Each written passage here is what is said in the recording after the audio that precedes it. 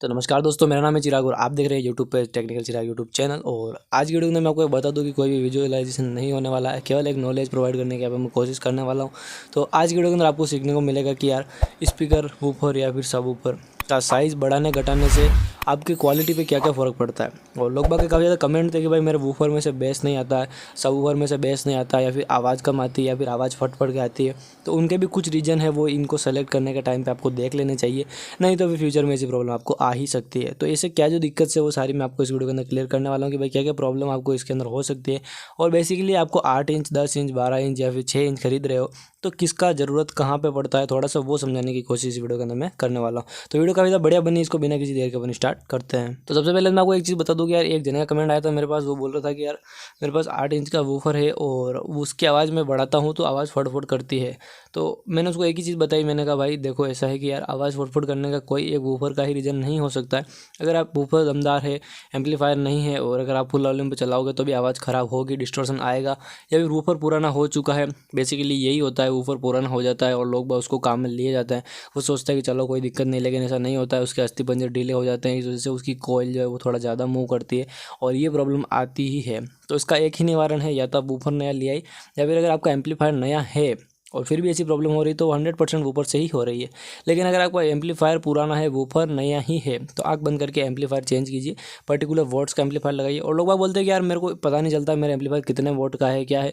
तो देखो यार, एक थोड़ा सा मेजरमेंट आइडिया भी लग जाता है। ऐसा नहीं है कि भाई आपको बिल्कुल एक्यूरेट चाहिए, लेकिन अगर आसपास भी होगा तो एक बार के लिए काम चल जाएगा।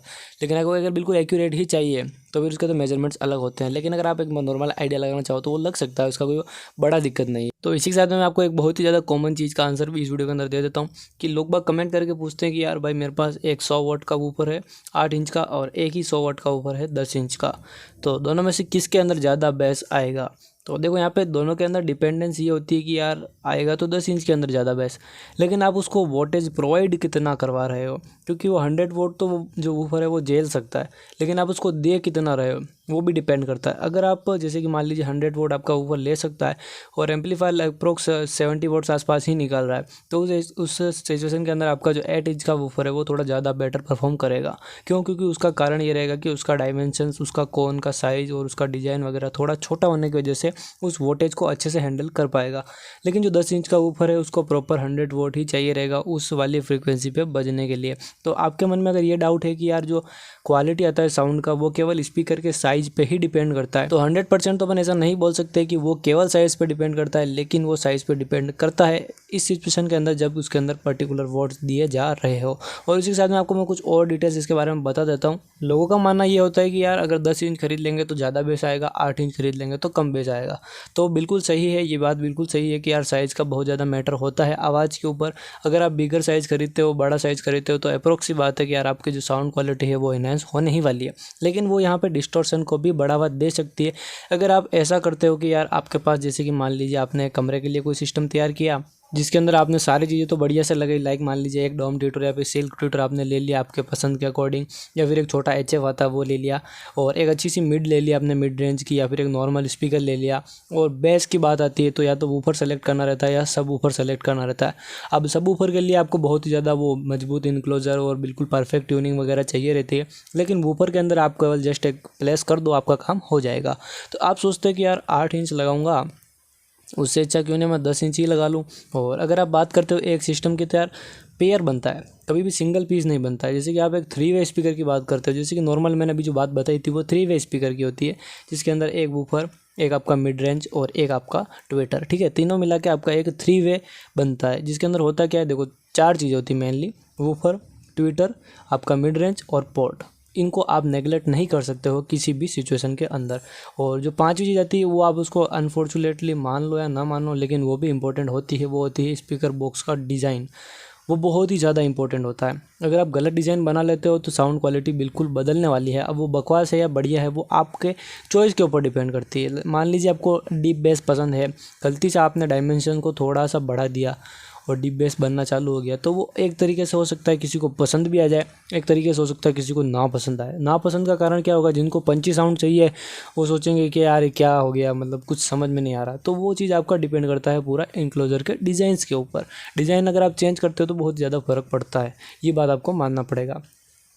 अब उसी के साथ में अपन चलते हैं कि भाई 10 इंच 8 इंच दोनों में से क्या लेना चाहिए। मतलब एक तरीके से वीडियो का टॉपिक भी यही है कि यार अपने को बड़ा साइज़ ज़्यादा देखना चाहिए या छोटा साइज़ ज़्यादा देखना चाहिए। तो मेरा मानना यहाँ पे ये है कि देखो, अगर आपका सिस्टम कॉम्पैक्ट है, एक बिल्कुल बेसिक सा सिस्टम है जिसके अंदर आपका 8 इंच का काम चलाऊ सिस्टम बनने को तैयार है, जिसके अंदर आपको एक्स्ट्रा डालने की ज़रूरत नहीं पड़ रही है, साइज़ को बढ़ाने की ज़रूरत नहीं पड़ रही है, तो आप 8 इंच तक ही सीमित रहने दो। लेकिन अगर आपका सिस्टम ही थोड़ा बड़ा है, कहने का मतलब कि आप जब अगर 10 इंच का ऊपर सेलेक्ट कर ही रहे हो 100 वाट के अंदर, तो आपका ये अप्रोक्स अंदाज होना चाहिए कि आप 6 इंची का मिड लगाओगे उसके अंदर, तो आपका वो 10 इंच का वूफर वहाँ पे सही काम करेगा। क्योंकि वूफर का काम रह जाता है फिर उस टाइम पे 70% बेस निकालने का और 30% वॉल्यूम देने का। और जो आपका 6 इंच का मिड लगेगा 10 इंची के साथ में, वो यहाँ पे काम करेगा आपकी आवाज़ देने का। और उसके ऊपर जो आपका एक कोई भी ट्विटर लगेगा, सिल्क, डोम, पेपर, पिजो, कोई भी, वो आपका देगा ट्रेबल। तो ये तीनों चीज़ें बहुत ज़्यादा इंपॉर्टेंट है। ये तीनों चीज़ों में से अगर एक की भी आपने कमी की या फिर एक का भी साइज़ को घटाया बढ़ाया, तो ओवरऑल क्वालिटी पे बहुत ज़्यादा असर आने वाला है। उसी के साथ मैं आपको एक चीज़ बता दूं जिसका एक सबसे बेटर एग्जांपल अपन ले सकते हैं, वो ये कि यार आपने मिड भी ले लिया 6 इंच का, और आपका सबवूफर वूफर या फिर एक नॉर्मल वूफर मान लो, वो भी ले लिया आपने 6 इंच का, ठीक है, दोनों मिड भी 6 इंच का हो गया, बेस भी 6 इंच का हो गया, और आपने ट्विटर ले लिया 4 इंच का। तो आप अंदाज़ लगा सकते हो कि यार साउंड क्वालिटी कैसी आएगी। अगर अंदाज़ नहीं लग रहा है तो मैं लगा देता हूँ। साउंड क्वालिटी आएगी एकदम क्लियर, वोकल आएंगे क्लियर और एकदम साफ़ सुथरा ट्रेबल आएगा, बिल्कुल क्लियर और क्रिस्प। लेकिन बेस 100% लोग ऐसे ही बोलेंगे कि वो कम है, लेकिन वो परफेक्ट होगा। एक तरीके से देखा जाए तो वो परफेक्ट होगा, लेकिन इतना भी नहीं। क्यों? क्योंकि यार आजकल जो भी सिस्टम्स आ रहे हैं उनके अंदर बेस इतना ज़्यादा है।